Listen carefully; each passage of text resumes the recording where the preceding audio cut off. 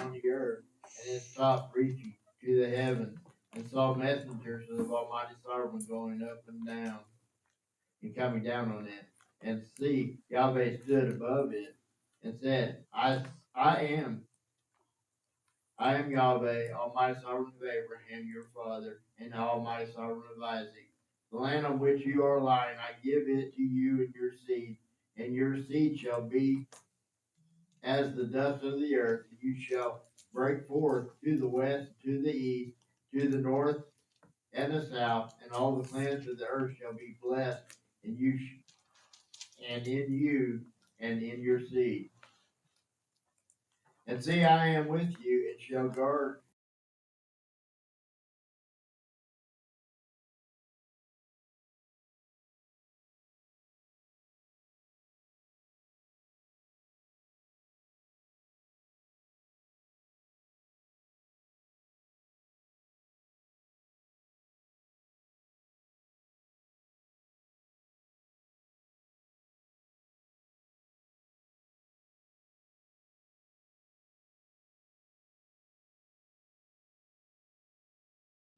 that he had put on at his head, and put it up as a standing column, and poured oil on top of it.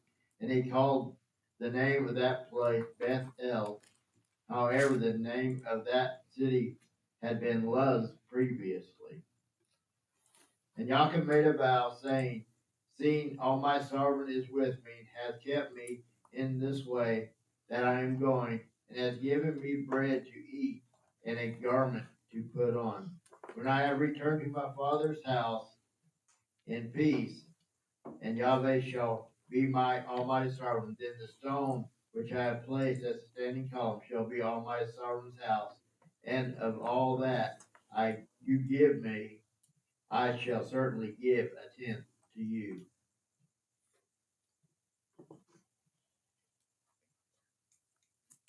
Any comments on baby? Go ahead. 14, and your seed shall be as the dust of the earth, and you shall break forth to the west, to the east, to the north, to the south, and all the clans of the earth shall be blessed in you and in your seed. After Yeshua was crucified, there was a time when the disciples was scattered. And when they were scattered to the east, west, north, and south. Because we get in our comfortable place and we like to stay where we're at. Instead of going out and doing what the Father said. And the only way he can do that is bring things into our life that will make us uncomfortable and cause us to move out. And then in 16 it says, truly Yahweh is in this place, and I did not know it. How many times are we somewhere and we don't even know that Yahweh is with us? Right. You know, we don't feel his presence, but he is always with us. He's always around us, and we don't even know it. And then in 22 it said, then the stone which I have placed as a stumbling column shall be on my servant's house, and of all that you give me, I shall certainly give a tenth to you. But I wanted this column, this standing column, this stone. I don't know if anybody knows or not, but if you know, was this stone ever used in one of the foundations of one of the churches? I don't know, but I know everything has a purpose. Every word has a purpose, and it will not come back void. You know, what we speak will not come back void. So I'm just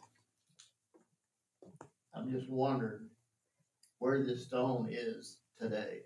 It's under the throne. That's interesting. Under what throne? Great Britain. In Great Britain. Yeah. Okay, I didn't know that. Yeah. Every king has been ordained on that stone, seated on that stone. Wow.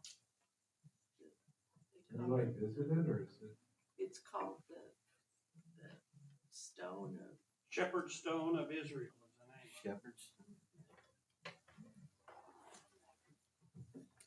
What I find interesting, like when you're saying, of course, like Yahweh will always be with us. I'd seen a study that was pretty interesting on like the context of the Hebrew, the Ehiyah, Yeshua Ehiyah, and the I am that I am. Well, the Ehiyah that's used previously in that same sentence is I will be with you. So that could be translated as I will be with you, I will be. Which is, it's a very comforting thing. What stands out to me in this is, what was meant for a curse on Adam when he partook of the fruit of good and evil, from dust you came, from dust you return. Our Father in heaven uses that as a blessing for Abraham, and your seed shall be as the dust of the earth, which I find very interesting.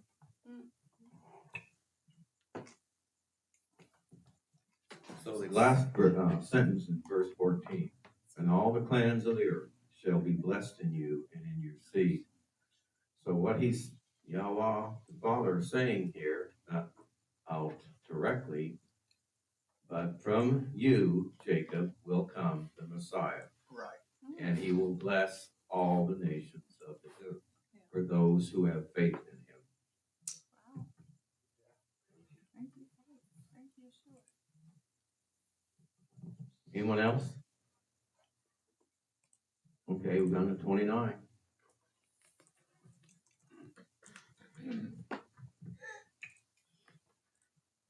And Yaakov moved on and came to the land of the people of the east. And he looked and saw a well in the field, and saw 3 flocks of sheep lying by it. For out of that well they watered the flocks, and a large stone was on the well's mouth. And all the flocks would be gathered there, and they would roll the stone from the well's mouth and water the sheep, and put the stone back in its place on the well's mouth. So Yaakov said to them, my brothers, where are you from? And they said, we are from Haran. And he said to them, do you know Laban, son of Nahor? And they said, we know him. So he said to them, is he well? And they said, well, and see, his daughter Rachel is coming with the sheep. And he said, see, it is still high day, not the time for the livestock to be gathered together. Water the sheep and go and feed them. But they said, you are not allowed until the flocks are gathered together and they have rolled the stone from the well's mouth. Then we shall water the sheep. While he was still speaking with him, Rachel came with her father's sheep, for she was a shepherdess. And it came to be when Jacob saw Rachel, the daughter of Laban, his mother's brother, and the sheep of Laban, his mother's brother, that Jacob went near and rolled the stone from the well's mouth and watered the flock of Laban, his mother's brother. And Jacob kissed Rachel and lifted up his voice and wept.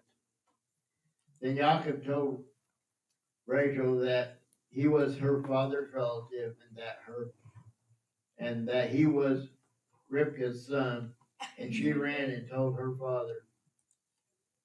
And it came to be when Laban heard a report about Jacob, his sister's son, that he ran to meet him and embraced him and kissed him and brought him to his house. Then he told Laban all these matters. And Laban said to him, you are indeed my bone and my flesh. And he stayed with him for a month. Then Laban said to Jacob, because you are my relative, should you therefore serve me for nothing? Let me know what should your wages be. And Laban had 2 daughters. The name of the elder was Leah, and the name of the younger was Rachel. And Leah's eyes were weak, but Rachel was lovely of form and appearance. And Jacob loved Rachel, so he said, let me serve you 7 years for Rachel, your younger daughter. And Laban said, it is better that I give her to you than that I should give her to another man.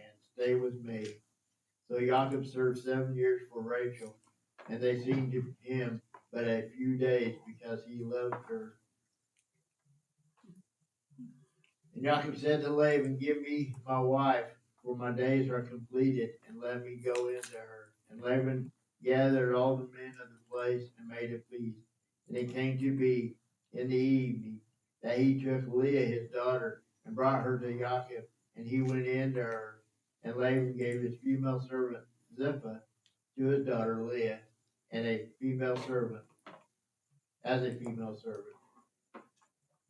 And in the morning it came to be that, see, it was Leah. So he said to Laban, what is this you have done to me? Was it not for Rachel that I served you? Why then have you deceived me?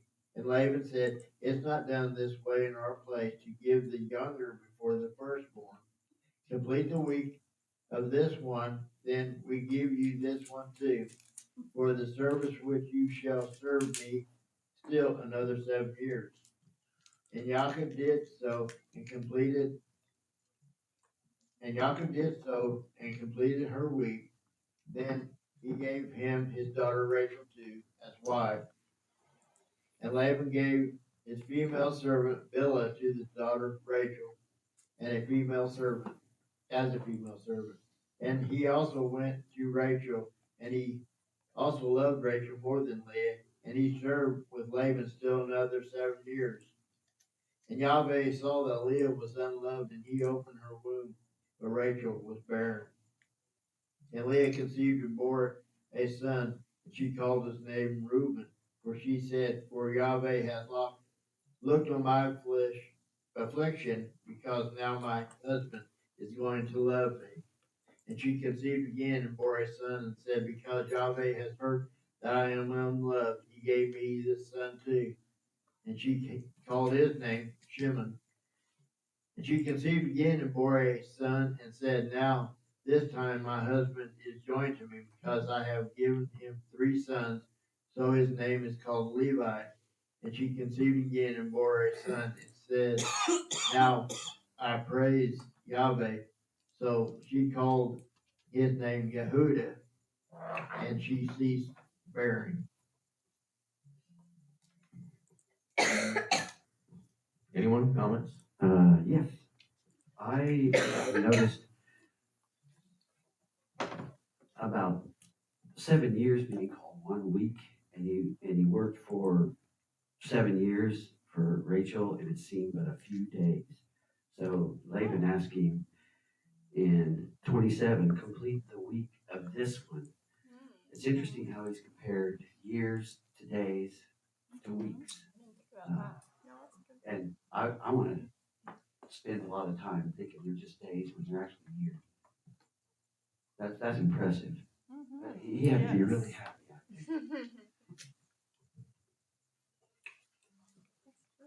Well, you can see in 27, it says, complete the week of this one, then we give you this one too, for the service which you shall serve with me still another 7 years. So 7 and 7 be 14 years total for Leah and Rachel. But sometimes they talk in different ways. They say, well, a week, 7 days. Conversely, it means 7 years. Yeah. It's interesting how they turn that. It also depends on how it's translated as well.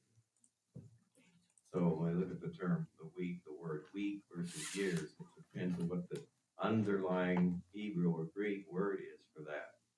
Why one would say week and the other would say years. What was it because of the wedding feast was a week or something? Oh, yeah, that's true too. That's what I'm wondering. That could be. Yeah, that is true. And then after. Can you hear you, Marla? Do you mind using the mic, Marla? So I'm on this side, can't hear. Oh, I was just wondering if the week was the wedding feast for a week, and that's what they meant. Is, you know, I don't know for sure if he said, you know, well, give Leah her week, and then I'll give you Rachel, but then you have to serve another 7 years. Yeah, so. Good thoughts. So why do you guys think, like, how did he get mixed up? Like, I don't know how, I mean, to me, I feel like, I don't sound too prideful, but I think I would have noticed. All the lights are off. Craig has me. They like verse 22, it says, "And Laban gathered all the men in the place and made a feast." So perhaps, maybe, Jacob was a little bit on the drunk side, maybe, possibly, And or at dark. and had brought Leah to him in the dark. So you can see, possibly, who is this person? Or, no, in the background, the father could have orchestrated that just as well. Of course. Of course. Obviously. Yeah. That's how just, as Laban says, we don't give the second born, we give the firstborn. And the father, blessed Leah immediately with four children. And did not bless Rachel at that time.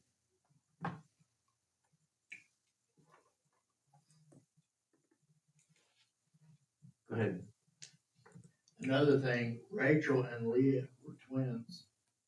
And so they probably had about the same build and everything. So, and if he took her to him in the dark at night, and he's pretty 3 sheets in the wind anyway. And so he wasn't even thinking about deception. He had one thing on his mind, that was it. He was at the past a It's good like time. 7 years.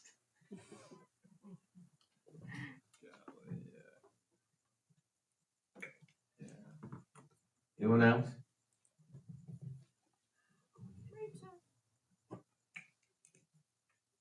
So I was just gonna pitch in on that talk, or the points between Timothy and Marla and Roger, and the week and the years, which is, I really like you bringing that out, Timothy, that, because we think about Daniel and the weeks that equate to longer, but I tend to lean toward Marla's maybe understanding of the wedding week in this one, because of how, at least in English, it said, in 27, when Laban's speaking, he says, "Complete the week of this one," being Leah, or Leah. "Then we give you this one too," regarding Rachel, "for the service which you shall serve me still another 7 years."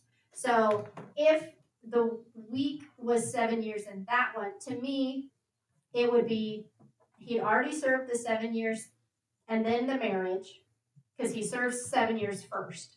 So he serves 7 years, then there's the marriage to the wrong girl. And if he then had a whole 7 years with Leah and then another 7 years with Rachel, that'd be 21 total. That'd be 3 sets. And I don't think that quite lines up, because 7 years for this one and 7 years for this one. And so I think I tend to lean toward the week being an actual 7 days week, probably that marriage week, as we kind of see a biblical correlation, or time period, at least like with Sukkot, talking about the wedding feast, and Sukkot being 7 days, and then that final day. But so if it was the wedding week, and then after that, he's given Rachel and serves he gets her on the front side of the 7 years, as opposed to the plan and how it initially started was he worked 7 years and then got the wife. And so, what should have been Rachel, but was Leah, and all of that. So yeah, and we do, because then he talks about flocks, and we go another chapter or two. He serves another 7 years for flocks, and so it's 21 total, but that's 2 wives and flocks. So if that makes sense. So but I never thought about the week potentially being equivalent to the 7 years in that one. So I think that's all. I think Jasper lays it out better, and it's more like what Rachel says than then he had to work another 7 years for Rachel. He got her on the front end of it. He had to complete his week with Leah first, and then he was given Rachel immediately. And then he had to still serve for her. Yeah. And then 7 more after that for the flocks. Yeah, because once he had completed his time, he says, "Hey, my time's up." And he said, "Well," he said, "see, God, that the Father has blessed you so much, serve me yet." And he made deals with him. But of course, he always backed out and changed the deals. But that was Laban's personality. Yep, Laban was such a stand-up person, wasn't he? Father-in-laws. Real true. Go on with 30, anybody else?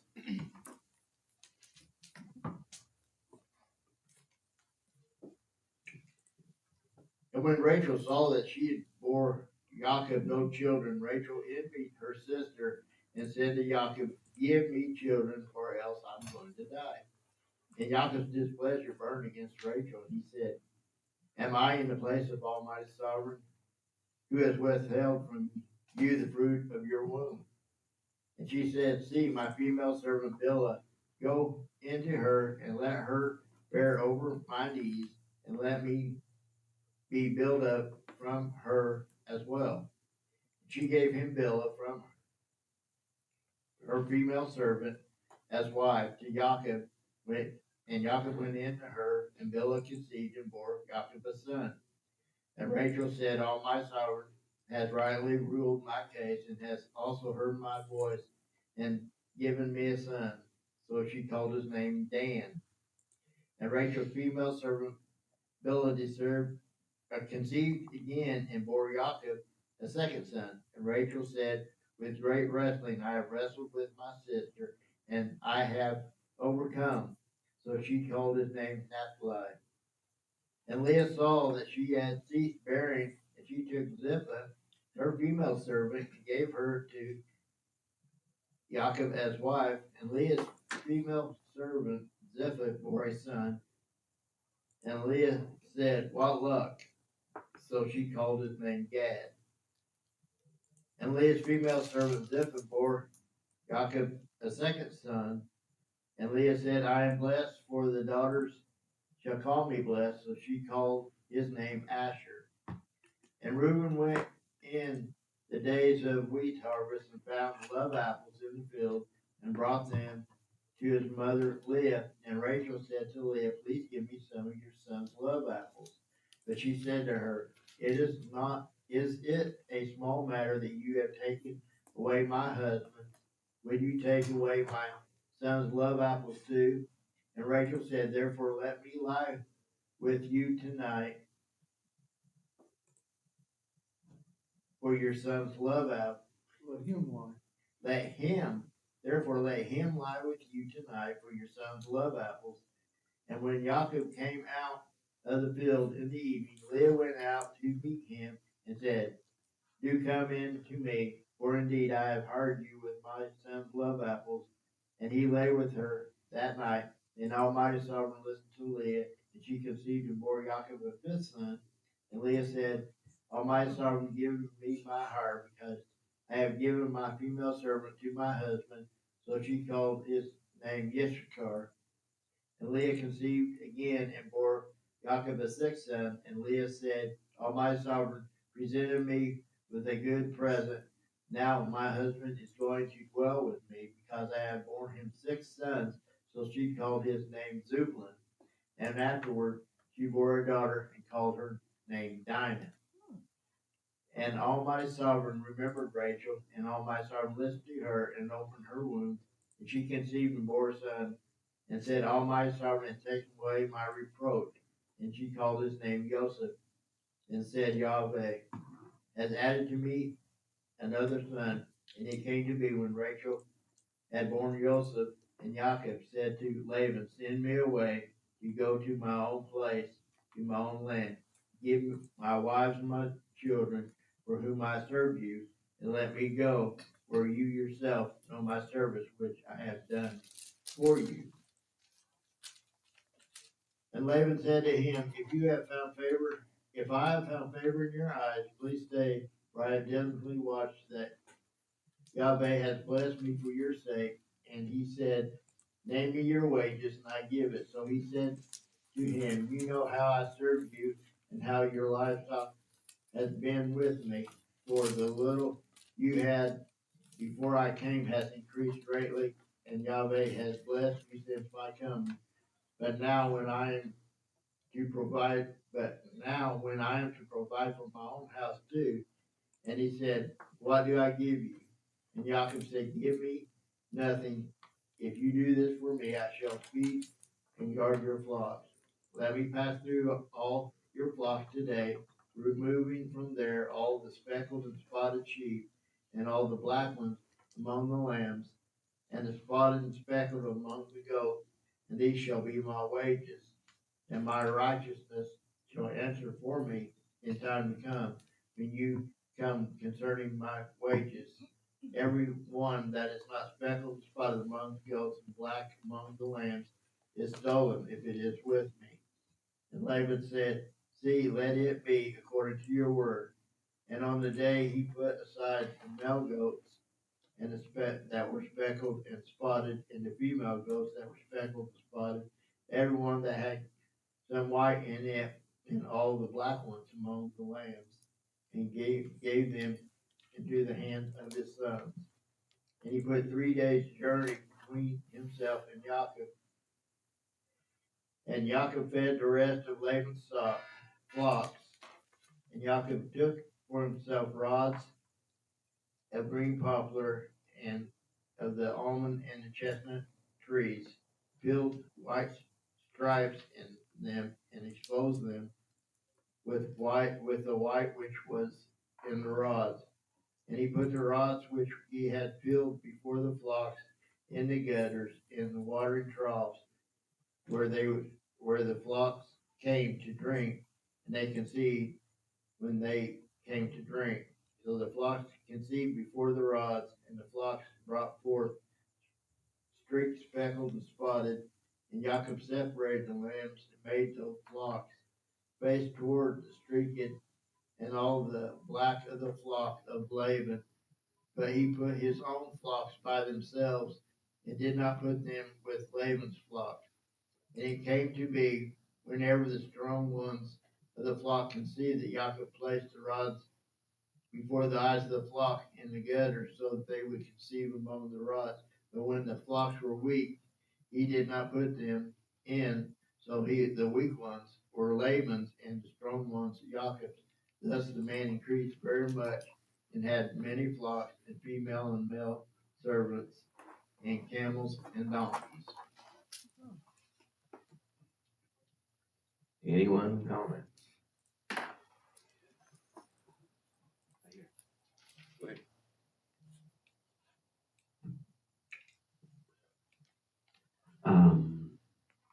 37, and Yaakov took for himself rods of green poplar, and of the almond, and the chestnut trees, peeled white strips in them, and exposed the white which was in the rods.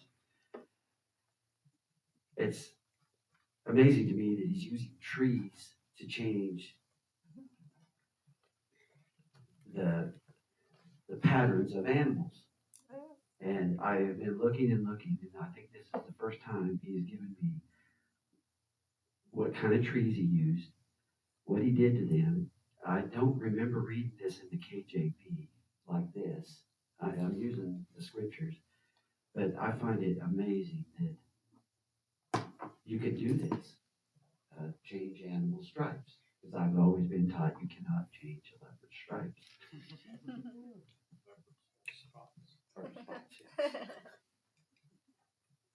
Well, that's an interesting one. I never thought about that way. So it must have been something with those rods that would do something with those goats and lambs to change them. That's the only thing I can think of, but I haven't really studied this very well. So Oh, he put it in the water. You put those in the water. So they could drink. When they drink it, they're drinking whatever is coming from those rods. You have to get me some treats. Also, they say that when he striped them like that, it stressed them out because they seen that in the water and it stressed them. And when they were stressed, it had a effect on their bodies.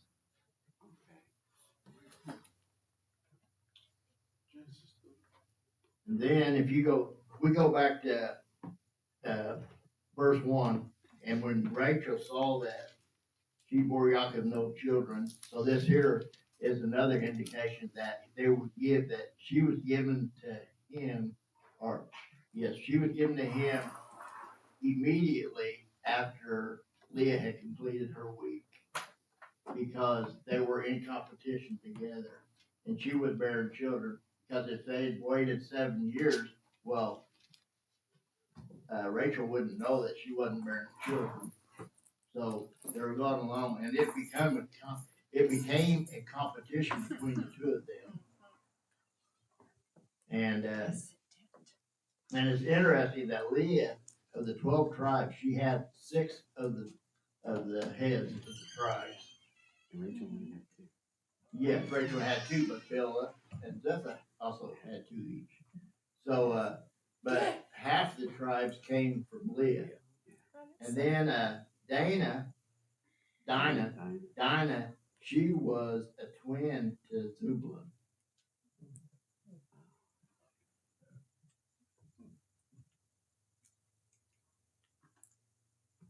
Any other comments? Go ahead. I've got a question. So he said love apples. Mine says mandrakes. So does Yes. mine. What is that? And what is the importance of it that, she would be like, you're gonna take my mandrakes from my son? Was it being like petulant, like it's such a small thing that she kind of, or was it like something that actually had value at that time? Does anybody Well, have any ideas? obviously, since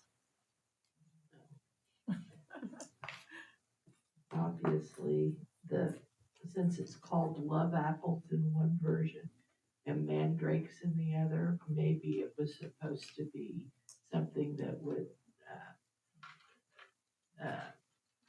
be like, maybe not an act. Yeah, and I would but say. like something that would help with conception. And that's why they were, both one. So. Okay. Any other comments? All right. Rachel, sorry. You're good. You're looking down. You're totally fine. No, I was just gonna agree that with Marla, that I think that's what I've heard otherwise as well, is that it was some sort of fruit, that whether it was the vitamin in it or what it was, that was to be help with fertility, whether it be, maybe it was even just their what do they call that, wives' tales sort of thing, or maybe it actually had some vitamin and substance behind it, but I definitely have heard that. I just was gonna say in general, this chapter makes me laugh, like every time reading through it and just thinking of this. These 4 women, these 2 sisters that are rivals, and then they bring in their female servants. Oh, I can't bear anymore, or I'm not bearing, so here's my servant, and she'll bear them for me. And again, clearly they didn't learn from the stories of Abraham and Sarah and Hagar. I did. And, That's true. but we see so many of the stories just repeated with the patriarchs. They're going down to Egypt. This is my sister. Oh, just take my servant and I'll bear through her. It's interesting. I think it just shows that was those were cultural things back then, common things that seem so strange to us today. Like, oh, I would just give you my female servant to bear up children for me. But I would have to think we would also have our own weird things today that, if they were reading our stories, it would be the same thing. Like that, what do you, this is weird, this is ridiculous, this is strange, or it's funny. So it's just interesting to me reading through and just, again, it brings me not joy because it's more of a cringy laugh, like, oh gosh, like, did you not realize how much disaster and grief, this would cause? But, so that's all. Just this chapter makes me laugh and cringe all at the same time.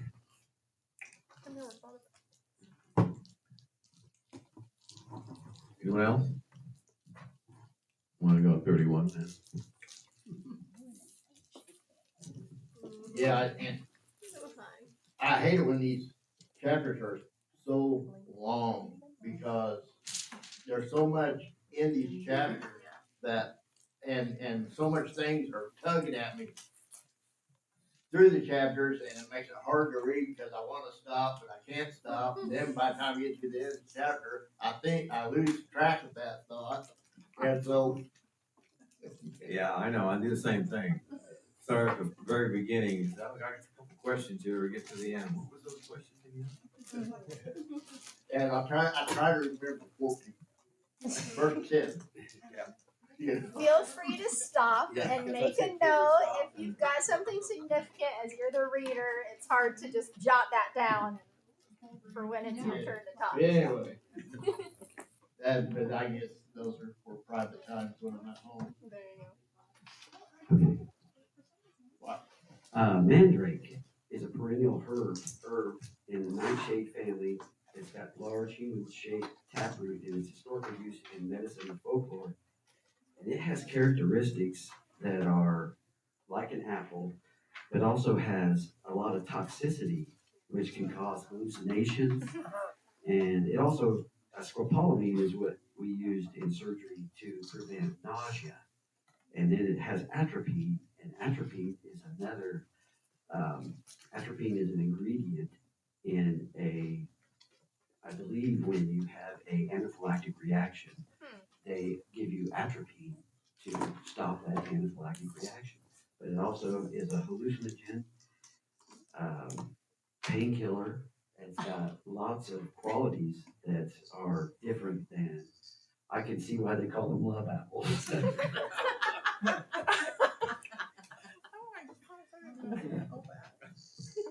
Be careful of those.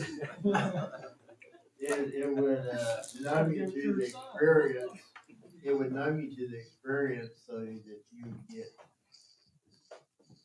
I don't know. Wow, they got high back then. Yeah. I'm sure they didn't do it like that. And it wasn't illegal back then either. No, what Well, where can I buy these? Okay. All 31. right, 31. And he heard the words of Laban's son saying, Jacob has taken away all that was our father's, and from what belonged to our father he has made all this wealth. And Jacob would look at the face of Laban and see that it was not toward him as before. And Yahweh said to Jacob, return to the land of your fathers and to your relatives, and I am with you. And Jacob sent, called Rachel and Leah to the field, to his flock, and said to them, I see your father's face, and it is not toward me as before, but the Almighty Sovereign and my father has been with me. And you know that I have served your father with all my strength. Yet your father has deceived me and changed my wages 10 times. But Almighty Sovereign did not allow him to do evil to me. And he said this, the speckled are your wages, then all the flocks are speckled. And when he said this, the streaked are your wages, then all the flocks were streaked. So all my servant has taken away the livestock of your father and given them to me. And it came to be at that time when the flocks conceived that I lifted my eyes and looked in a dream and saw the rams which leaped upon the flocks and streaked and speckled and spotted and molted. And molted, malted, mottled, and whatever that word is. And the messenger of Almighty Sovereign spoke to me in a dream, saying, Jacob. And I said, Here I am. And he said, Lift up your eyes now and see. All the rams with leaf on the flock are streaked, speckled, and mottled. And I have seen all that Laban is doing to you. I am the Almighty Sovereign of Bethel, where you have anointed the standing column, and where you made a vow to me. Now rise up, get out of this land, and return to the land of your relatives. And Rachel and Leah answered and said to him, Do we still have any portion of inheritance in our father's house? Are we not reckoned by him as strangers? For he sold us, and also entirely consumed our silver. For all the wealth which Almighty Sovereign has taken from our father are ours and our children's now. Then do whatever Almighty Sovereign has told you. So Jacob rose and put his sons and his wives on camels, and he drove off all his livestock and all his possessions which he had acquired, his property of the livestock which he acquired in Padan Aram, to go to his father Isaac in the land of Canaan. And when Laban had gone to shear the sheep, Rachel stole the house idols that were her father's. And Jacob stole the heart of Laban the Aramean, because he did not inform him that he was about to flee. And he fled with all that he had, and he rose up and passed over the river and headed toward the mountains of Gilead. And on the third day Laban was told that Jacob had fled. Then he took his brothers with him and pursued him for 7 days' journey, and he overtook him in the mountains of Gilead. But in a dream by night Almighty Sovereign came to Laban the Aramean and said to him, Guard yourself, that you do not speak to Jacob either good or evil.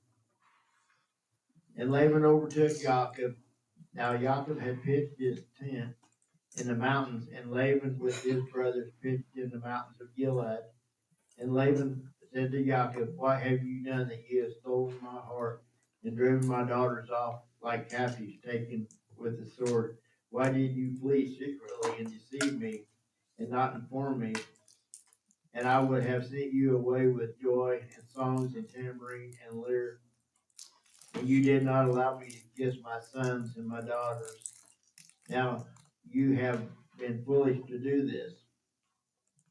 It is in the power of my hand to do evil to you, but the Almighty Sovereign of your father spoke to me last night, saying, Guard yourself, that you do not speak to Jacob, either good or evil. And now you have gone because you greatly long for your father's house. But why did you steal my mighty ones? And Jacob answered and said to Laban, Because I was afraid. For I said, Lest you tear your daughters away from me, with whomever you find your mighty ones, let him not live in the presence of our brothers. See for yourself for what is with me, and take it with you. For Jacob did not know that Rachel had stolen them. And Laban went to Jacob's tent, and to Leah's tent, to tents of 2 female servants, but he did not find them. And he came to Leah's tent, and came out of Leah's tent, and entered Rachel's tent. Now Rachel had taken the house idols and put them in camel's saddle and sat on them. And Laban searched all about the tent, but did not find them. And she said to her father, Let it not displease my master that I am unable to rise before you, for the way of a woman is with me. And he searched, but did not find the idols. And Jacob was wroth and contended with Laban.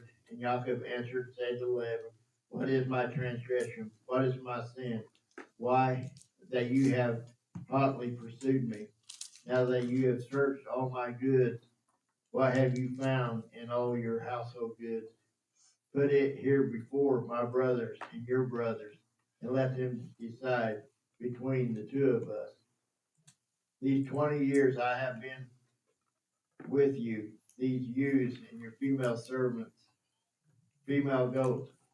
Your ewes and your female goats have not miscarried, your young, and I have not eaten the rams of your sheep. That which was torn by beasts I did not bring to you. I myself bore the loss of it.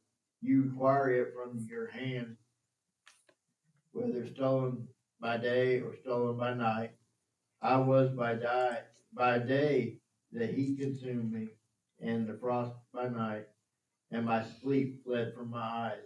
These 20 years I have been in your house. I served you 14 years for your 2 daughters and 6 years for your flock, and you have changed my wages 10 times. Unless the Almighty Son of my father, the Almighty Sovereign Abraham, and the all of Isaac had been with me, you would now have sent me away empty-handed. Almighty Sovereign has seen my affliction and the labor of my hands, and rendered judgment last night.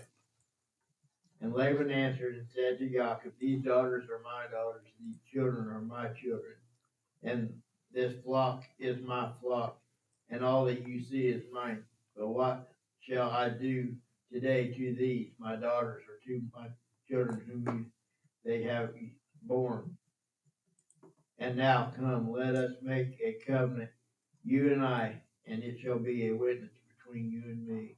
So Jacob took a stone and put it up as a standing column. And Jacob said to his brothers, gather stones. And they stood stones and made a heap, and they ate there on the heap. And Laban called it Jager Shahudath, but Jacob called it Gilead. And Laban said, the heap is a witness between you and me today. That is why its name was called Gilead. And Mitzvah, because he said, let Yahweh watch between you and me when we are out of each other's sight. If you afflict my daughters, or if you take otherwise besides my daughters, although no man is with us, see, Almighty Sovereign is witness between you and me.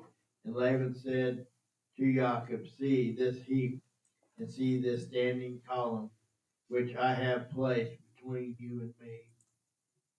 The heap is a witness, and this standing column is a witness. So I do not pass beyond this heap to you, and you do not pass beyond this heap and this standing column to me for evil.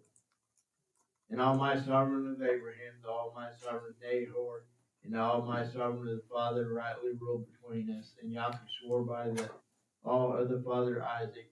And Jacob brought an offering on the mountain and called his brothers to eat bread. And they ate bread and spent the night on the mountain. And Laban rose early in the morning and kissed his sons and daughters and blessed them. And Laban left and returned to his place.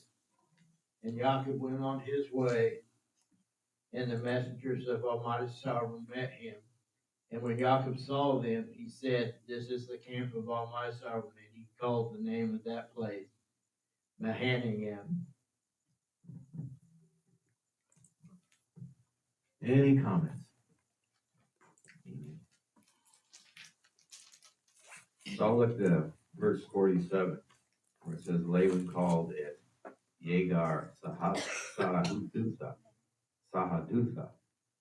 But Yaakov called it Galed. So Laban named it as a Syrian name, and Yaakov named it as a Hebrew name. Wow. The heap of testimony, the heap of rocks that was put up.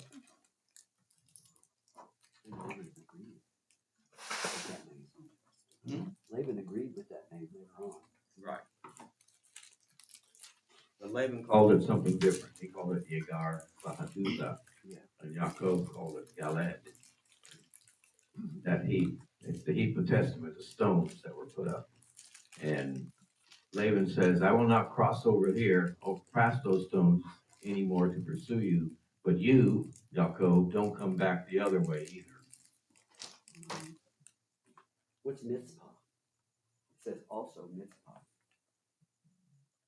In which one? Right after, that is why his name is called Galed at 49. Oh, 48. And also Mitzpah. So the Syrian war started back then. you were.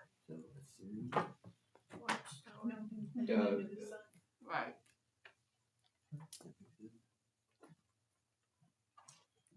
I don't know about that one. I'll have to look further into that myself.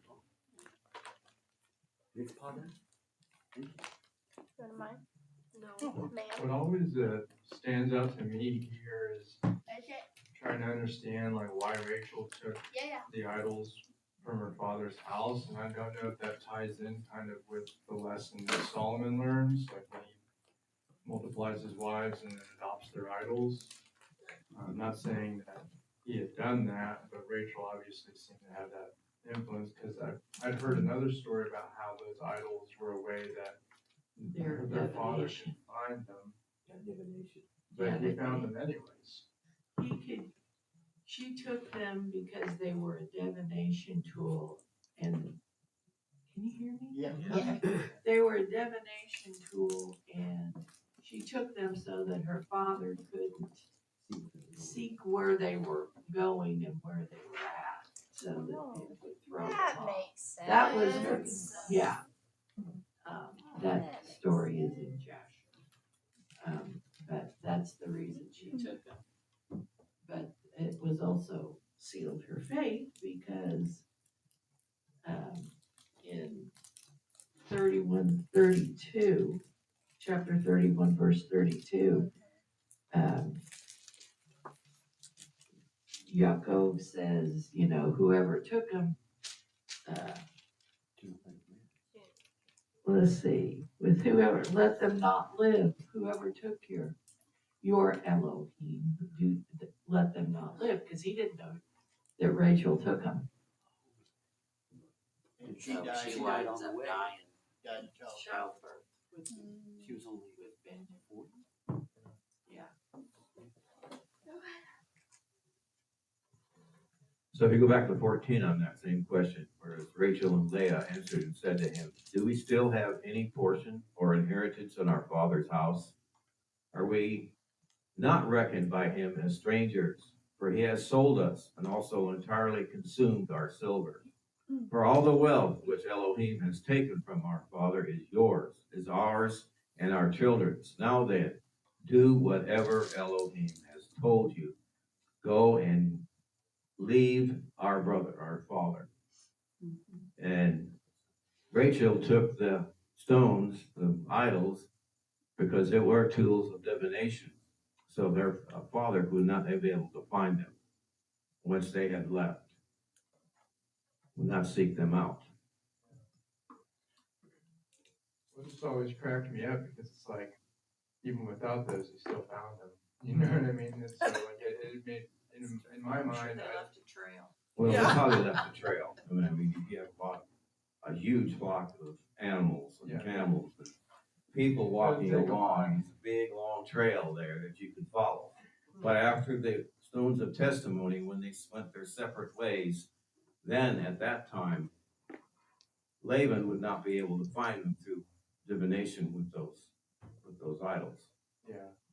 Well, so obviously, so the point that I was kind of getting towards was like the lesson on like multiple, like having multiple wives in a sense. If you go back to like Genesis, and it's like Eve is taking out of Adam's rib, and that is the companion, right? That's kind of the standard set to go on. And of course, like there's, you know, our Father in heaven meets us where we're at, and at that time, like there wasn't a lot of people on the earth, and Abraham was called to be fruitful and multiply.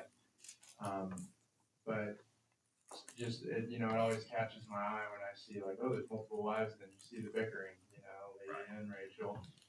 And then Rachel seemed to be like a fleshly lust that Yaakov had, because she was prettier than Leah was, even though the father had designated that Leah would be his wife. You know, and then tying in with the idols, you know, she lied and she stole her idols from her father. You know what I mean? So not that, you know, who am I to judge, right? But it's an interesting study. Good point. Yes. Go ahead.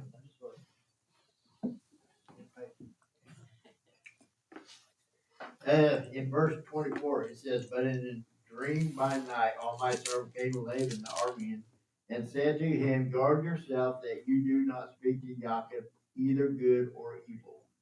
So the Father goes to those who pursue us, and he directs them in one way or another. You know, in this way, he directed him in a dream, you know, and it could be by various different ways how he disrupts us from doing what we intend to do or what the enemy intends to do to us. He disrupts that. So the Father goes to him, and the Jacob or Laban really doesn't know the Father. In verse 29, it says, "Is it not in my hand to do evil to you, but to Almighty Sovereign of your Father?" Of your Father. He's not calling him of our fathers. He says of your father, because he knew Abraham, and he knew Abraham's reputation and Isaac's reputation. So he knew that who was their father, and so he didn't follow after him. That's why he had all these household idols that he sought after. Oh, that's true. That makes sense. So he's not evil to do, or he's not able to do either good or evil to him. And then when they made the mound, the heap, what it's called, the heap between them, they cannot cross. It says in 52, it says, "This heap is a witness to this standing column, is a witness that I do not pass beyond this heap to you, and you do not pass beyond this heap and the standing column to me for evil." It doesn't say you can't go past the heap. You just can't go past the heap to do evil. So I mean, his freedom wasn't restricted. Neither one of the freedoms was restricted, but they could not do evil to the other, like, you know, cross it for that purpose. Good points. Good points. Anyone else?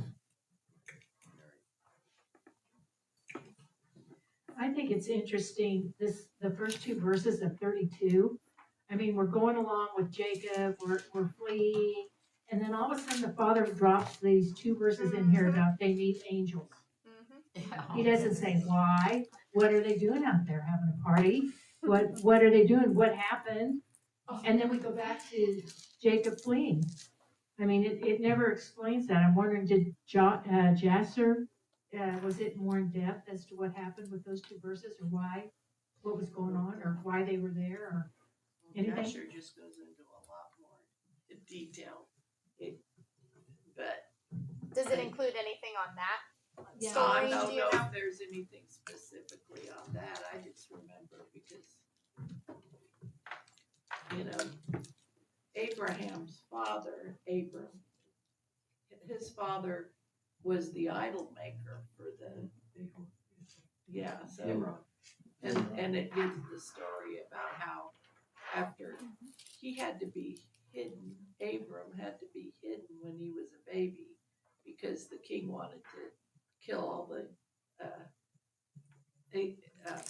all the newborn children. Well, he wanted to kill Abraham, but then because Abraham was hidden, Yeah, he was hidden. And that he thought, just like and he was hidden with Noah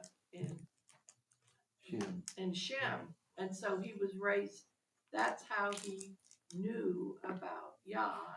For 30 years. And he was raised to be a righteous man. And that's explained in Jasher.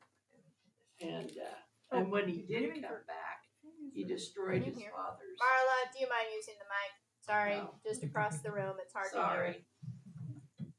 In Jasher, it explains that when he did come back to his father's house after the king had died, and he was an adult by then, and his father was the idol maker, and he destroyed all of his father's idols. Right. And he'd say he'd tell us his dad would say, he'd come in and he'd be mad because they were all, he said, well, one of these idols here destroyed them all, not me.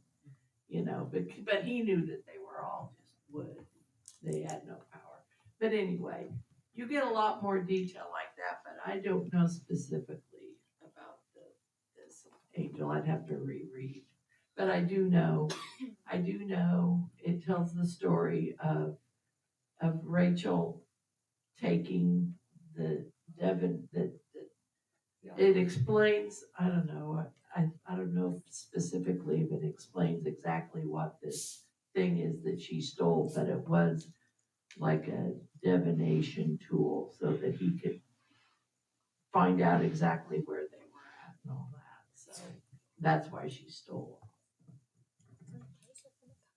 On the topic of angels, like what you were talking about, obviously I say this with the context that I obviously believe in the spiritual, right? But when you look at the word angel, that Hebrew word, it really just translates to messenger. And it wasn't until the Catholic Church had kind of adopted this ideology of like people with wings and this kind of fantastical, mystical, almost Gnostic interpretation of what angels are. But I do believe that angels also relate like as messengers that are people, right? So like the priest of Melchizedek that blessed Abraham would have, in my eyes, would have been considered a messenger of Elohim, of Elohai, you know, so I think that's worthy of note. Any thoughts? The book of Jasher talks about these messengers that met with him, and he met with them, and he, I think he brought up concerns to the messengers, and the messengers end up going to Sodom. Huh? Sodom. No, After Abraham. no, stop. Different story. Different story. No, stop. What? My mind's blank here. What's Jacob's brother's name? Esau. The messengers went to Esau because Esau hears that Jacob is coming, and he's going to go out and he's going to go fight Jacob. And the messengers tell him, "You do no harm to them." And when Esau got to Jacob, he was really afraid. But Jacob did not know this because Jacob was really afraid too. But the story is in Jasher, and it talks about what the messenger said to Esau. Didn't he see like 1,200 soldiers sent by Most High on the way? Did it scare you? Is that Esau? I can't hear you. I'm sorry. I'm sorry, I cannot hear you guys. It's been a while since I read the story, but I know there was he seen a lot, and the messenger revealed a lot to him. But he was scared by the time he reached Jacob. Yeah, it says that when he saw the angels of it says in 32, Yaakov went on his way, and the angels of Elohim met him. And when Yaakov saw them, he said, "This is Elohim's host," and host means army. So.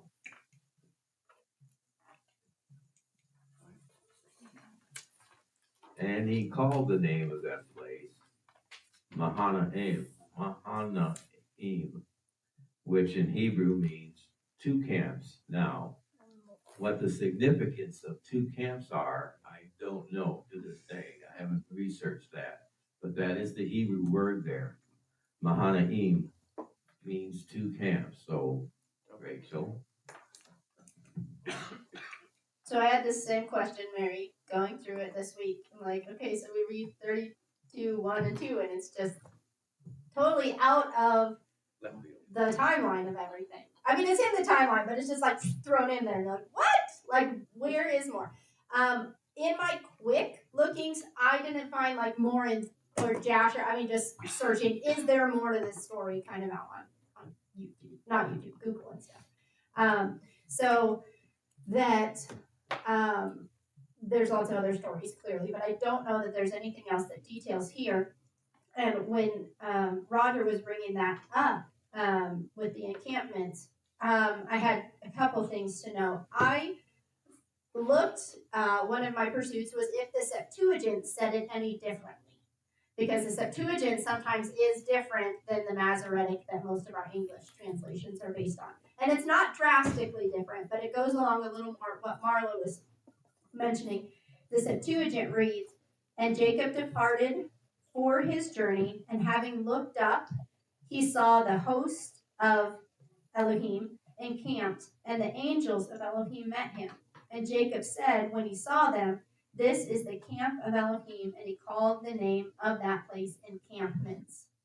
So I thought a couple things were interesting that it noted in the Septuagint that he looked up. So I think this is very similar to his dream, seeing the ladder and seeing the angels going up and down. So I think that this is these are spiritual messengers. The word messenger can mean several: physical, spiritual, sent from a person, sent from the Father, all these things. But in my understanding, I think that it's a spiritual, he's seeing into the spiritual realm, again, like he did with the ladder and that dream.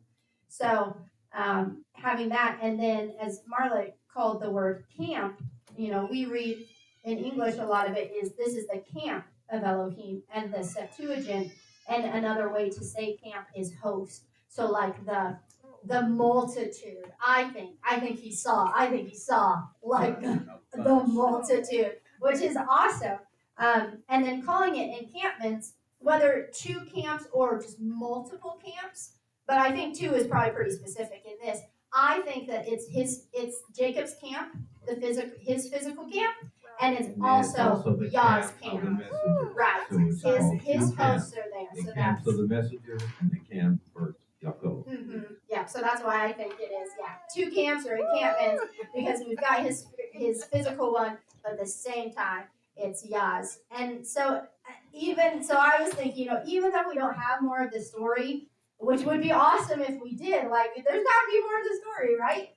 But still just thinking, this is the second time, just in our reading today, and the second time Jacob has been gifted to see into the spiritual realm, seeing the ladder in his dreams, seeing here, and seeing the host, like just the power. And I had actually come across a little commentary when I was looking things up of he has just encountered Laban, his father-in-law that's pursuing him unhappily. Right. He's just gone through that, and now he's going to Esau's land. He's going back to Esau, who wants to kill him. That was the last thing. When he left 20 years ago, Esau wanted to kill him. So he's going through, and in that moment, when he's on the edge of fear, he's on the edge of, what am I going to get myself into? I have my wives now. I have my children now. And Esau might be wiping us out. That might be what I'm walking right into. And Yah says, here's my camp. I've got you. You stay in me, and you don't have to be afraid. So that was the thing that I thought that was He was going out on a limb.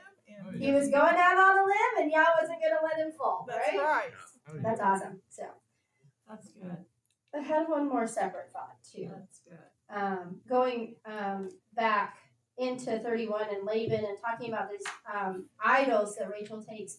I was just catching it as we're reading it aloud here. I noticed in 31 verse 30, it says, and Jacob answered, and that was 31. 31:30. Laban speaking, he says, and now you have gone because you greatly long for your father's house. But why did you steal my mighty ones, is how the scriptures translates it. Why did you steal my Elohim? Why did you steal my gods? And so Laban is still in that tie of his father's house, in the story of Abraham destroying the idols. He is still in the place of, my idols are my God. and you took my idols, or someone in your camp took my idols, and you took my God. Like, I don't have my God anymore. You took him. Who took him? Why would you take him? And to know that our Creator, the Creator, is not limited to idols that you can have in your hands. And that's awesome. And that we hear, because again, we know a little more background in Jasher and such of Abraham, but we never hear of Abraham making idols. We hear, this is a story of Laban, and he had idols, and Rachel took him, and he's wondering where his God is, because his God is gone. And to know that the Father, our Father, the Creator, he's always there. He doesn't dwell in a house made of hands. He's not an idol that we can hold and pray to and be gone or crushed or anything, but that he's so much bigger and stronger, and nothing can limit him. Unlike Laban's little God that got stolen. And so I just think that that's beautiful. Reading through it, I just caught that this time. Well, that reminds me of Elijah, and he's like, oh, what is he, taking a dump?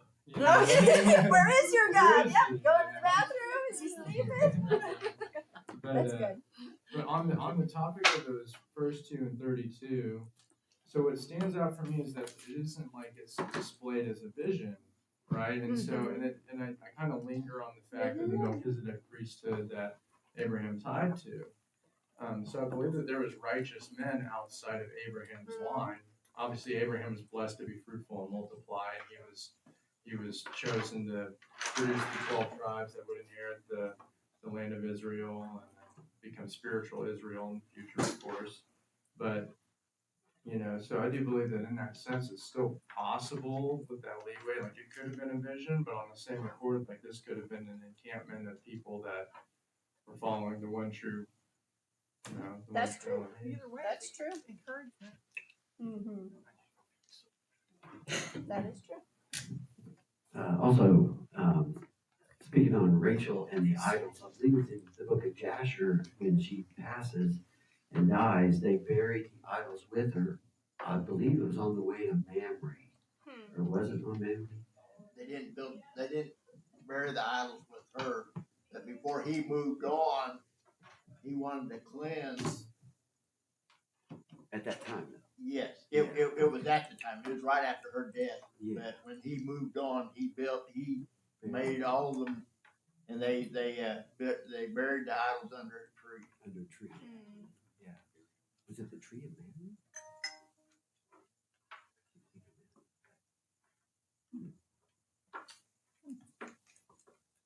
Anyone else? We go on to Hosea, chapter 12. Hosea chapter 12. 12:12. And when Jacob fled to the country of Aram, Israel served for a wife, and for a wife he kept watch. And by a prophet Yahweh brought Israel out of Mitzrayim, and by a prophet he was watched over. Ephraim has provoked most bitterly, so his master left his blood guilt on him, and repaid him for his reproach. Chapter 13. When Ephraim spoke, there was trembling. He was lifted up in Israel, but through Baal he became guilty, and he died. And now they sin more and more, and make for themselves molded images for their silver, idols according to their skill, all of them the work of craftsmen. They say of them, let the men who slaughter kiss the calves. Therefore they shall be like a morning cloud, and like dew that goes away early, like chaff blown off from a threshing floor, and like smoke from a window. But I am Yahweh, your almighty sovereign, since the land of Mitzrayim, and Yahweh, and a king besides me you shall not know, for there is no Savior besides me. I knew you in the wilderness, in the land of drought. When they were fed, they were satisfied. They were satisfied, and their heart was exalted, therefore they forgot me. So I am become like a lion to them, like a leopard I watch by the way. Like a bear robbed of her young, I attack them, and rip open the enclosure of their heart. And there I devour them like a lion, a wild beast tear them apart. You have destroyed yourself, O Israel, but your help is in me. Where is your king now to save you in all your cities, and your rulers of whom you said, give me a king and rulers? I gave you a king in my displeasure, but I took him away in my wrath. The crookedness of Ephraim is bound up, his sin is hidden. Pains of a woman in labor shall come upon him. He is not a wise son, for it is not the time that he should delay at the breaking forth of children. From the power of Sheol I ransom them. From death I redeem them. Where is your plague, O death? Where is your destruction, O Sheol? Repentance is concealed from my eyes. Though he bears fruit among his brothers, an east wind comes, a wind from Yahweh comes up from the wilderness, and it dries up his fountain, and his spring becomes dry. It plunders the treasure of all desirable objects. Shalmaron is held guilty, for she has rebelled against her king. They fall by the sword, their infants are dashed in pieces, and their pregnant women ripped open. Chapter 14. O Israel, return to Yahweh, your king, for you have stumbled by your crookedness. Take words with you and return to Yahweh. Say to him, take away all crookedness and accept what is good, and we render the bowls of our lips. Asher does not save us. We do not ride on horses, nor ever again do we say to the works of our hands, our mighty ones, for the fatherless finds compassion in you. I shall heal their backsliding. I shall love them spontaneously, for my displeasure has turned away from him. I shall be like the dew to Israel. He shall blossom like the lily, and strike out his roots like Lebanon. His branches shall spread, and his splendor shall be like an olive tree, and his fragrance like Lebanon. Those who dwell under his shadow shall return. They shall revive like grain, and blossom like the vine, and become as fragrant as the wine of Lebanon. What more has Ephraim to do with idols? It is I who answer and look after him. I am like a green cypress tree. Your fruit comes from me. Who is wise and understands these words, discerning and knows them? For the ways of Yahweh are straight, and the righteous walk in them, but the transgressors stumble in them.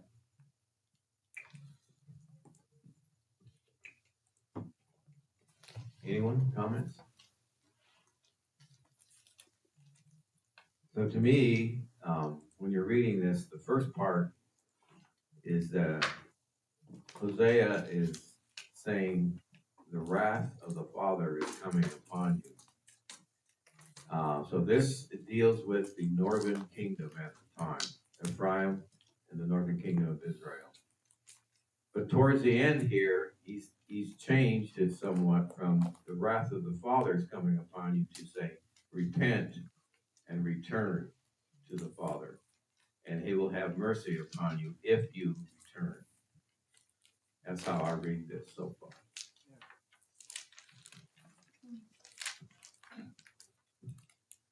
Go ahead. This very much was to the northern kingdom, and this did come upon Shamron. It says, Shamron is held guilty, for she has rebelled against her almighty sovereign. They fall by the sword, their infants are dashed in pieces, and their pregnant women are ripped open. This did happen in Shamron.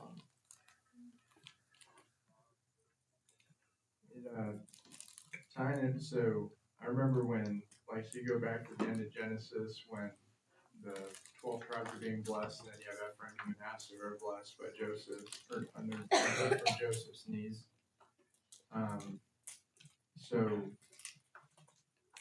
tying it in with Revelations, it's funny because, the tribe of Dan is missing, and then who replaces it? It's the tribe of Manasseh. The first will be last, and the last will be first. And Ephraim and the tribe of Ephraim had their chance in the northern kingdom, and they stumbled. They went whoring after other idols. So I think this is just really interesting. I have to do some more study on it outside of this, but it says Ephraim shall say, what have I done anymore with idols? I've heard him and observed him. I am like a green fir of tree.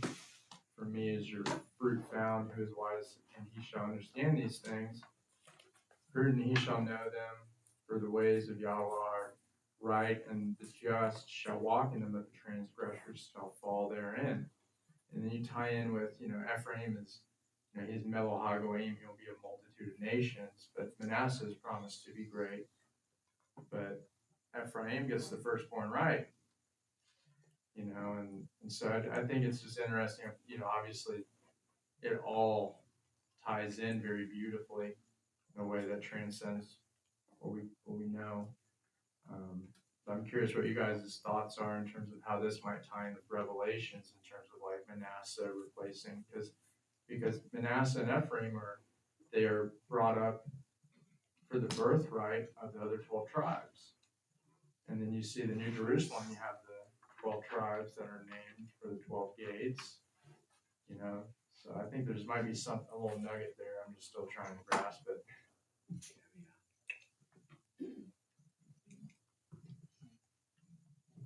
I would have to do further research on that myself. So,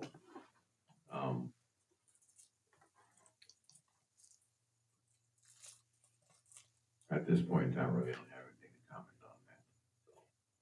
So I'll just have to look into that a little further, unless someone else has something about it.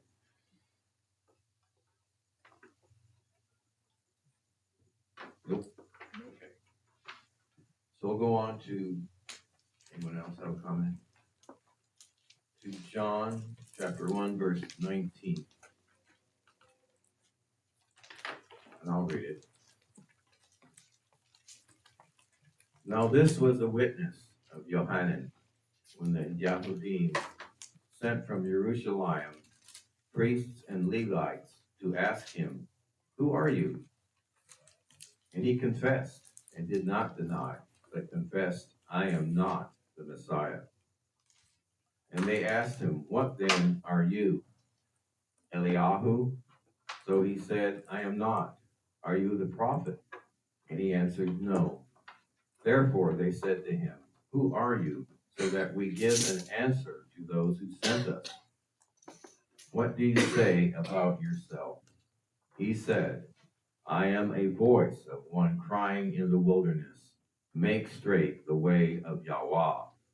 As prophet Yeshayahu said, and those sent were of the Pharisees, and they asked him, saying, "Why then do you immerse if you are not the Messiah, nor Eliyahu, nor the prophet?" Yohanan answered them, saying, "I immerse in water, but in your midst stands one whom you do not know, the one coming after me, who has become before me, whose sandal strap I am not worthy to loosen." This took place in Beth Anya beyond the Yarden, where Yohanan was immersing. On the next day, Yohanan saw Yahusha coming toward him and said, "See, the Lamb of Elohim, who takes away the sin of the world. This is he of whom I said, after me comes a man who has become before me, for he was before me. And I did not know him, but that he might be revealed to Israel. Therefore I came immersing in water." And Yohanan bore witness, saying, "I have seen the Spirit coming down from the heaven like a dove, and remain on him. And I did not know him, but he who sent me to immerse in water said to me, upon whom you see the Spirit coming down and remaining on him, this is he who immerses in the set-apart Spirit, the Ruach HaKodesh. And I have seen and have witnessed this, that this is the Son of Elohim." Again the following day, Yohanan was standing with two of his taught ones, and looking at Yahusha walking, he said, "See the Lamb of Elohim." And the two taught ones heard him speaking, and they followed Yahusha. And Yahusha, turning and seeing them following, said to them, "What do you seek?" And they said to him, "Rabbi," which means teacher, where are you staying?" He said to them, "Come and see." They went and saw where he was staying and remained with him that day. Now it was about the 10th hour. Andrei, the brother of Shimon Kepha, was one of the two who heard him from Yohanan and followed him. First he found his own brother Shimon, and said to him, "We have found the Messiah." And he brought him to Yahusha, and looking at him, Yahusha said, "You are Shimon, the son of Yonah. you shall be called Kepha, which means a stone. On the following day, Yahushua wished to go to Galilee, and he found Philip and said to him, "Follow me." And Philip was from Bethsaida, the city of Andre and Kepha. Philip found Nathanael and said to him, "We have found him, whom Moshe wrote of in the Torah and the prophets, Yahushua of Nazareth, the son of Joseph." And Nathanael said to him, "Is it possible for any good matter to come out of Nazareth?" Philip said to him, "Come and see." Yahushua saw Nathanael coming toward him and said to him, "See, truly an Israeli, in whom is no deceit." Nathanael said to him, "For where do you know me?" Yahushua answered and said to him, "Before Philip called you, when you were under the fig tree, I saw you." Nathanael answered and said to him, "Rabbi, you are the son of Elohim. You are the sovereign of Israel." Yahushua answered and said to him, "Because I said to you, I saw you under the fig tree, do you believe? Greater than that you shall see." And he said to him, "Truly, truly, I say to you, from now on you shall see the heaven open, and the messengers of Elohim ascending and descending upon the Son of Adam." So we go back to chapter 28 of Genesis, when Yaakov had his dream of the ladder between heaven and earth. The angels, the messengers going up and down, and at the top was Yahweh, telling Yaakov that your seed will be like the dust on the earth. So we see here that Yahushua is the ladder. He is the reconciliation between heaven and earth. Hallelujah. Go ahead. I really like this chapter because this is when Yeshua is revealed to the people a little bit at a time. But in 26 it says, Yohanan answered them, saying, "I immerse with water, but in your midst stands one whom you do not know, the one coming after me, who has become before me, whose sandal strap I am not worthy." He took place in Beth Abra beyond the Jordan, where Yohanan was immersing. So the people are probably thinking, "Who is this?" They are really. I think it really like got their attention. Who is this? Who is this? And they're looking around for him, And it says in 32, it says, Johanna bore witness, saying, "I have seen the Ruach coming down from heaven like a dove, and remain on him. And I did not know him, but he who sent me to immerse in water said to me, upon whom you see the Ruach coming down and remaining on him, this is he who immerses in the Ruach." So Yohanan, when we read about the birth of John the Baptist and Yeshua, we know they are cousins, and I don't know how much was revealed to them back then when they were little, growing up. But here, Yohanan says, "I did not know him. Until that point in time, I actually seen the Ruach come down and light upon him and stay there." And I think that's so exciting. But here the people are being introduced to Yeshua in this, and it takes so very little for them to believe he is him. But by the end of the walk, there's so many people, it's so hard for them to accept that this is him.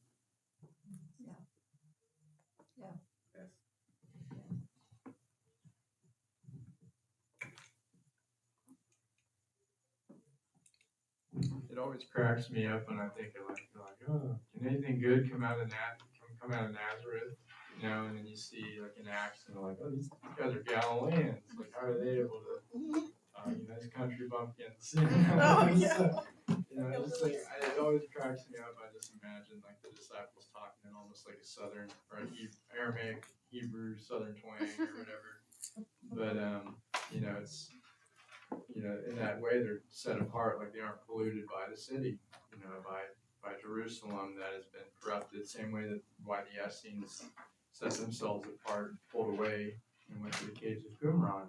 It's like the filth that was going on. They went into the wilderness and they were walking with the Lord until the Messiah came. Which I think is a beautiful thing to think of. Yeah, it says, but any good matter come out of Nazareth. So Nazareth at the time was a poor and lowly place, as compared to Jerusalem, which was rich with all the trappings that were there. So that's why Philip says, is it possible for any good matter to come out of Nazareth? And Philip said to him, come and see. Come and see.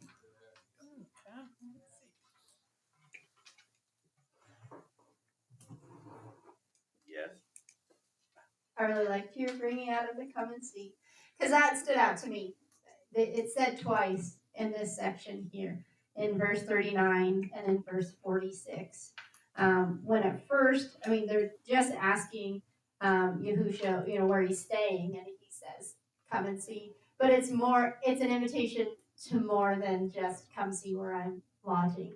And I love that. So I was really late in the week, and I tried to write a song, but I didn't get anywhere. So maybe this portion next year, I'll have a song written on it. But I just thought that's what just stuck out to me. And then, again, Nathaniel saying to Philip, and it reminds me of the Psalm. I can't recall which one it is, 30, no, I'm not even going to guess. Whatever it is, let's taste and see that Yahuwah is good. And so his invitation, Messiah's invitation to us, he's not just the God that makes everything and stands off, like what deists, that, okay, there's a God out there that made things, but then he just dismissed everything. But that he is interactive with us, and he wants us to know him. He wants us to love him, to be in interaction with him. So I really like that it said twice here, and then elsewhere, of course. But just that come and see, come be a witness, be part of it. I want you to be part of it. It's awesome. And I was gonna 34. I was gonna piggyback off you, in that way. It's like, it's not just like come and see, like come and look at where I'm at. It's, come and bear witness. Yeah. Come and know me in that way.